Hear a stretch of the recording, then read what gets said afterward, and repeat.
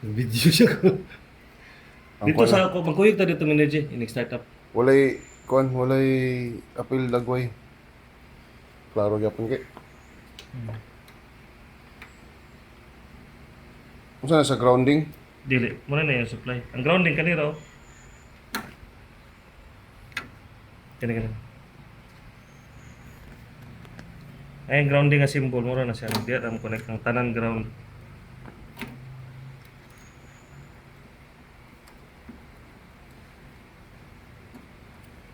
Yak PDMT way walay star screw part. Nako sa sakyanan part. Clutch screw, pwede mo sa clutch screw part. Kana siya ang Diyan na may connect. DJ Connect ang. Nasa nakabutang to. Output. Buot pa sa bot. Ang imuhan ng katong PDU. Kapan kang PDU? Sige na Kadumdum ka sa PDU? Sige na video. Ikaw ba kadumdum sa PDU? basta unit ra ng U. Katong taas kang extension wire ba? Moy dito siya magpag-power. Dire siya na nakasimbol. Oh. Ang symbol yan output ng input. Buto sabot sa input. Sulod Dire nimo isulod ang supply anong UPS. Katong gikan sa panel board. Diyan may pansak. Kana output na mo na supply sa tong battery pagawas. Dili.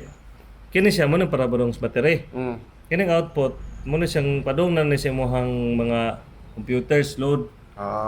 So kung daghan ni siya imong ipansak din katong murag extension wire bitaw nga PDU power distribution unit. Katong dagko kay daghan kay pansakanan ba? Connect to nimo diri. Di padulong ang Yang video. dua kalinya kanang line o neutral kaya L ug N di ba? Oh, line ug neutral. Line ug neutral. Kung nay ground diyan mo i-connect ang ground.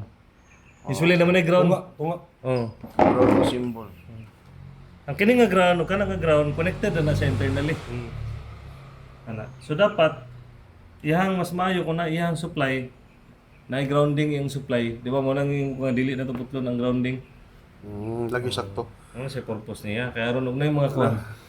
Kami kanang bitaw sa PC, kanang bitong iyahang kuan naman ay grounding among pangbalion para lagi maka Kanang ako ang laptop napugos gyud kog bali ana kay kato laging na mga tao na to nga kanan. dili nako isa sa kanang universal. Ang problema kanang mga tao nga manghulam og grinder sulbi kay walay di ipahulam nimo di na mabalik.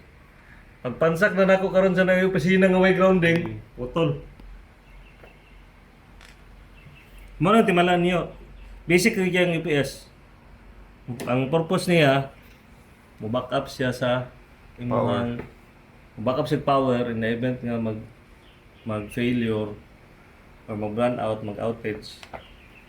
So backup ni siya for pila ka minutes. Depende sa kadaghanon sa imong gisaksak. Nga battery. Dili. Ang battery is backup time. Oo, tama backup time. So kada ganun sa gisaksak nga Na mga load. oh, equipment. Ang battery nimo kung at full, naman siya at full load, but pasabot kung puno ni siya,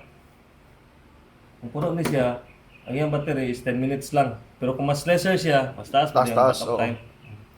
So ang iyang orientation, connect nimo battery, connect nimo supply dire, connect nimo iyang load, di ba? Muna ang input ug output. During normal operation, musulod dire ang kuryente, mo charge yung battery, gawa siya normal load. Okay.